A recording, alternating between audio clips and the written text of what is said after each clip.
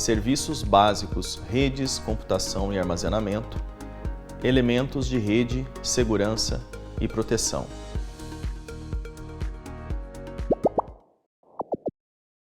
Olá, nesta aula vamos falar sobre elementos de rede, segurança e proteção. E o objetivo desta aula é justamente entender os elementos de redes virtuais na nuvem e como você estabelecer conexão de rede com as nuvens públicas, usando, claro, ferramentas específicas de proteção de dados, de proteção de redes. No primeiro momento, talvez você está pensando, será que os conhecimentos prévios que eu tenho de redes no mundo on-premises, eles vão ser aproveitados? Eles podem me ajudar quando eu estiver tratando de redes na nuvem? Sim, a resposta é sim, até porque os conceitos de rede, de segurança para a tecnologia da informação, obviamente, são os mesmos que se aplicam tanto no mundo on-premises quanto na nuvem. As configurações de rede na nuvem, elas precedem qualquer configuração até de outros serviços, por isso são importantes que nós conhecemos um pouco mais agora neste momento, antes de falar das outras categorias. Tá? Nesta aula não vamos tratar dos conceitos básicos de rede, pois assumimos até que você já estudou esses conceitos previamente. Mas caso você não tenha feito isso, sugerimos o livro Redes de Computadores, para você estudar, né, ou pelo menos buscar entender os conceitos fundamentais, como endereçamento IP, máscara de subrede, gateways, roteamento e firewalls, por exemplo. E o primeiro conceito na nuvem relacionado a redes é o de rede virtual privada. Trata-se de um isolamento lógico da nuvem específico para aquele cliente, específico para aquela empresa. Existe um bloco de endereçamento IP, aí vem a importância de entender um pouco mais sobre o protocolo TCP/IP, como falamos, que esse bloco está associado a uma região, ou seja, por exemplo, a uma região Brasil, São Paulo, por exemplo. E todas as zonas de disponibilidades estão dentro de uma rede virtual privada. Várias redes virtuais podem ser criadas na mesma região, isso é uma característica importante de saber, mas não pode ter uma rede virtual abrangendo mais de uma região, ou seja, sempre em relação 1 para 1 nesse sentido de rede virtual na mesma região. Tá? Você pode ainda segmentar em subredes associadas às zonas de disponibilidades. Cada zona de disponibilidade, que é um conjunto de data centers dentro da região, isolados, eles têm subredes, subnets, dentro do termo em inglês, que fica associado a cada zona de disponibilidade. Né? A cada subrede é atribuída uma faixa do bloco de endereçamento IP daquela rede virtual privada ou que está naquela região, justamente para você usar nos serviços, né, e são para isso criadas tabelas de rotas e gateways, que são os elementos de comunicação externo para saída para a internet. As subredes, elas podem ser públicas ou privadas, ou seja, no ato da criação da subrede, que é associado à zona de disponibilidade, você define se ela é pública ou privada. E qual que é a diferença entre elas? As públicas, elas têm um gateway de saída para a internet. Quando a gente fala gateway, revisitando pelo conceito de redes, também é o mesmo conteúdo, o mesmo conceito de gateway que você tem no mundo on-premises em roteadores, por exemplo. Então, as redes públicas, subredes públicas, perdão, têm um gateway de saída para a internet e abrigam os serviços relacionados, por exemplo, a aplicações web, que estão mais direcionadas para um tráfego mais aberto. Por outro lado, as subredes privadas, elas ficam em zonas de disponibilidades que são mais escondidas, ou seja, serviços que são usados mais internamente, mais como um background, por exemplo, banco de dados. E, claro, elas podem se comunicar com o mundo externo passando por um gateway NAT, que também é um conceito também existente em redes no mundo on-premises, né? NAT, tradução de endereços. Então, você tem uma certa proteção dessa camada de elementos que estão na subrede privada. Vai ficar um pouco mais claro nesse desenho aqui de uma topologia simples de rede da nuvem AWS. Você pode, que inclusive é uma referência do livro do Veras de 2015. No caso aqui você pode perceber que existe no nível maior a nuvem AWS, e dentro dela você tem uma região que foi escolhida, por exemplo, São Paulo, e aqui você tem justamente a sua rede virtual privada, que no caso de AWS chama VPC, né, Virtual Private Cloud. Dentro dessa região você tem uma zona, pelo menos nesse desenho, você pode ter mais, mas nesse desenho pelo menos você tem uma zona de disponibilidade com duas subredes. A primeira subrede pública, ela tem uma faixa de endereço 10.0.1.0, que tem saída para a internet, e ela pega uma faixa do endereçamento da VPC, que por sua vez tem a rede 10.0.0/16, que isso significa que você tem um número grande de hosts, de endereços que você pode atribuir para hosts, ou seja, para servidores, para qualquer elemento. Já na subrede privada, você tem uma outra faixa de endereço, que é o 10.0.2.0/24. Ele não se intercala com a rede da nuvem pública, que é o de cima, justamente por ele até ter essa separação, no sentido de ter uma maior proteção desse tráfego, não está aberto para a internet, o que está na subrede privada. Existem as tabelas de rotas privadas e as tabelas de rotas públicas, ou seja, quando você traz isso para o mundo on-premises, para quem já conhece de redes, fica um pouco mais claro este conceito de roteamento que você tem na nuvem, da mesma maneira, né, que você tem em roteadores, em nuvem, em ambientes on-premises. E o gateway da internet, que está representado logo para a saída da internet do lado direito, ele justamente representa a comunicação, o responsável por fazer a comunicação com a internet. E somente a subrede pública que vai ter a comunicação direta com o gateway de saída para a internet, né? A subrede privada, ela passa pelo gateway NAT, e esse por sua vez, que está na subrede pública, e este por sua vez sai no gateway da internet, tá? Um outro tópico desta aula é justamente a segurança. Sabemos que segurança nunca é demais, então, porém os custos envolvidos ao se tentar proteger tudo no mais alto nível não são baixos. Justamente os provedores de nuvem já seguem um padrão chamado princípio do privilégio mínimo. O que seria isso? Tudo é fechado, tudo é negado por padrão. Para você ter qualquer acesso, qualquer comunicação, é preciso explicitamente liberar ou permitir algo. Este não é um conceito que você tem normalmente no ambiente on-premises. Dependendo até da solução, sim, mas a nuvem ela já nasceu dessa maneira mais segura nesse quesito de acesso.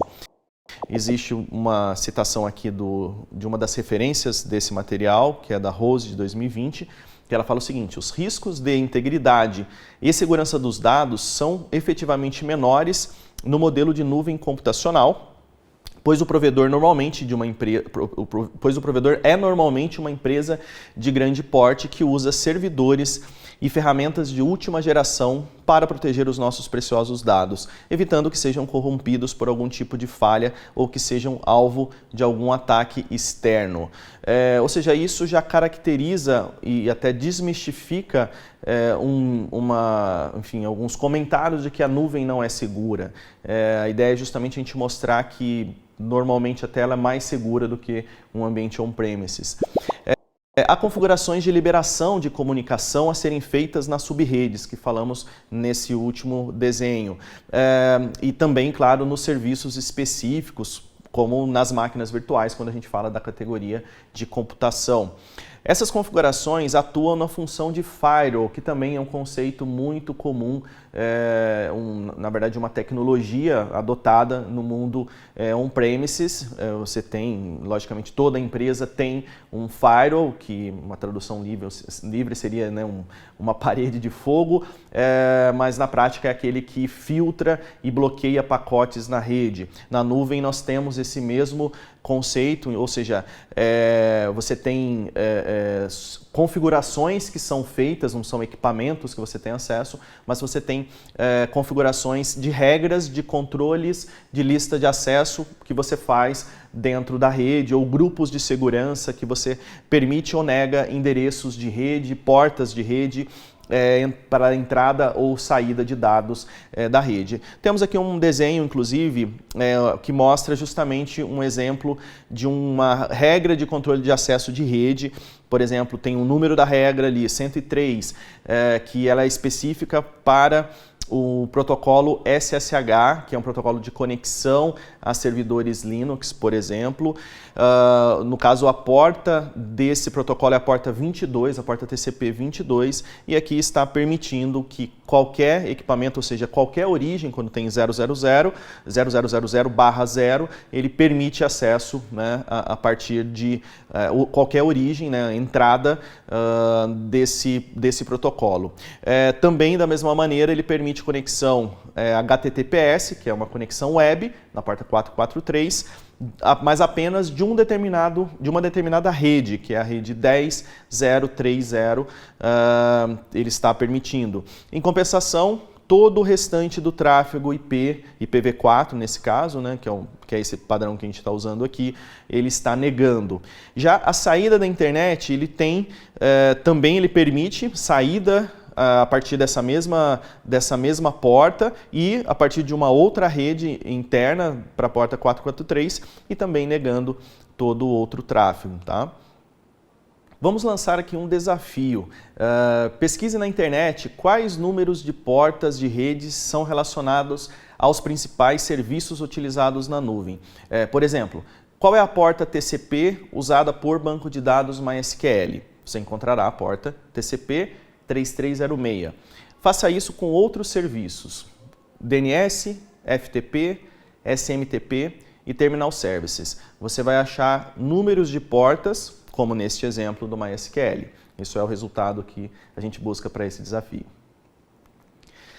Gestão de identidade, isso é um outro ponto interessante também, importante na nuvem. Os provedores criaram seus próprios gerenciadores para que você possa configurar a autenticação aos serviços internos, os serviços de nuvem, por cada colaborador, no caso de usuário, dentro de seu departamento, em grupos, ou ainda você pode ter também um caso de função, que seria um serviço que tem o mesmo comportamento de um usuário. E justamente as funções, elas têm, se você for traduzir também de uma outra maneira, em inglês seria role, também podem ser papéis ou papel, enfim, qual é o papel daquele serviço dentro daquela empresa. Enfim, uma contabilidade, vou dar um exemplo, uma contabilidade que foi contratada para fazer o serviço financeiro de uma empresa e ela não tem uma pessoa específica que faz aquele acesso em um serviço, ela tem um departamento que, de novo, foi um serviço contratado. Nesse caso, não faz sentido criar um usuário, João ou Maria. Basicamente, você pode criar uma função chamada financeiro e ser compartilhada por aquela empresa terceira que está fazendo uso dentro, ou fazendo, enfim, algum acesso na sua rede, na sua nuvem, tá? Políticas de acesso é uma outra característica também da gestão de identidades. São associadas pelo administrador a cada serviço em que os funcionários necessitam de autenticação, sempre respeitando o princípio do privilégio mínimo, liberando apenas o que for preciso utilizar.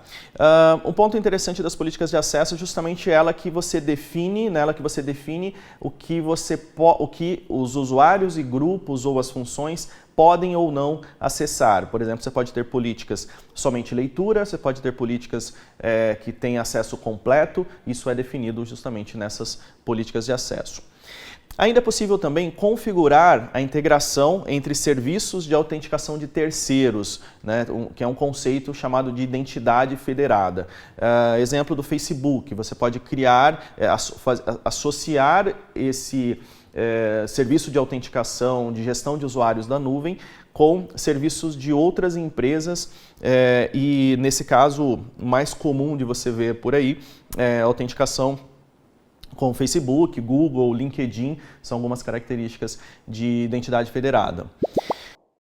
Dentro do livro de Veras, de 2015, falamos o seguinte: o gerenciamento completo de identidades, os serviços de autenticação de terceiros e a identidade federada se tornarão elementos fundamentais para a segurança da nuvem. A segurança da identidade preserva a integridade e a confidencialidade dos dados e dos aplicativos, enquanto deixa o acesso prontamente disponível para os usuários apropriados.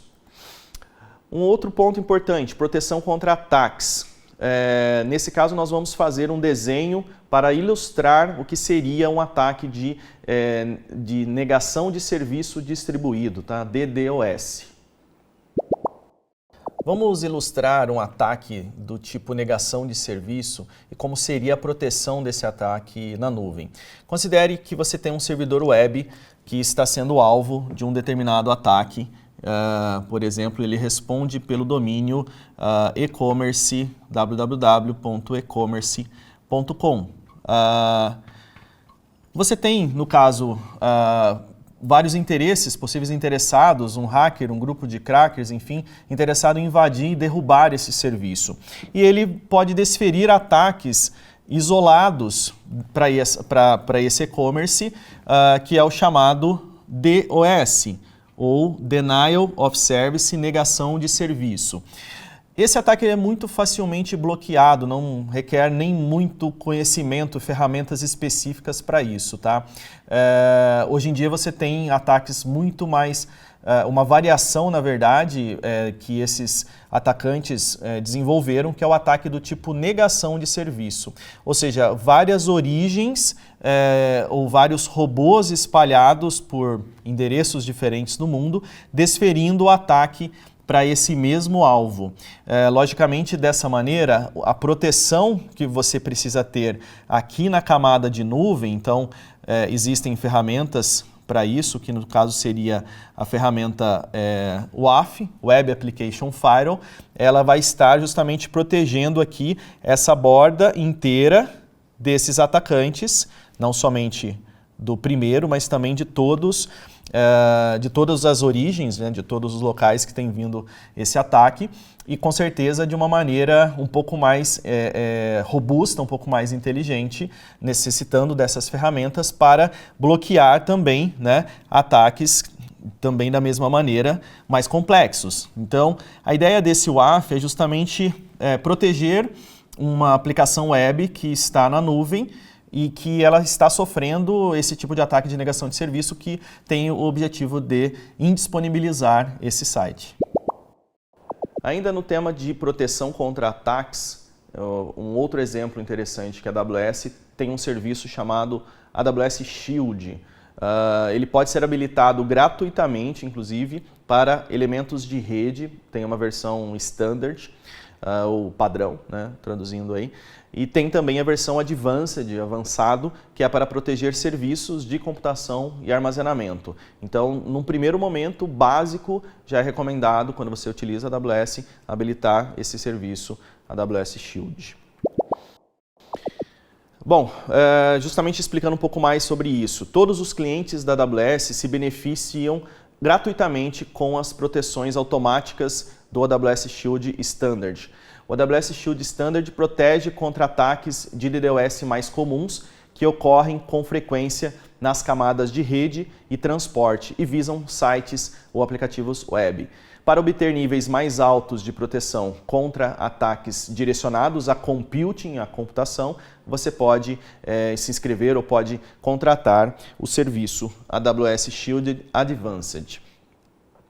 Ainda a Azure também tem um serviço equivalente, que é o Sentinel. Ele fornece modelos internos prontos para uso para ajudá-lo a criar regras de detecção de ameaças. Os modelos de regras foram projetados pela equipe de analistas e especialistas em segurança da Microsoft com base nas ameaças conhecidas, em vetores de ataques comuns e nas cadeias de escalonamento de atividades suspeita, justamente é uma referência da Azure em relação a esse produto. Dentro nessa console, vamos mostrar o Azure Sentinel. Nessa imagem você consegue perceber que é possível configurar, é possível listar, inclusive, as regras que foram configuradas neste serviço. Você consegue ter, por exemplo, aqui, visualizar que você tem 182 regras criadas especificamente para a proteção de ataques. Um outro ponto interessante também é a proteção de dados pessoais, que tem a ver com segurança também dos dados. A necessidade de classificação em seu nível de privacidade é uma demanda que surgiu com as leis de proteção de dados mundiais, começando pela Europa, com a lei chamada GDPR, que é uma lei que foi uma base para se construir a lei aqui no Brasil, que é a LGPD, Lei Geral de Proteção de Dados, que foi lançada em 2020. Na verdade, ela foi criada um pouco antes, mas realmente ela entrou, de fato, em 2020.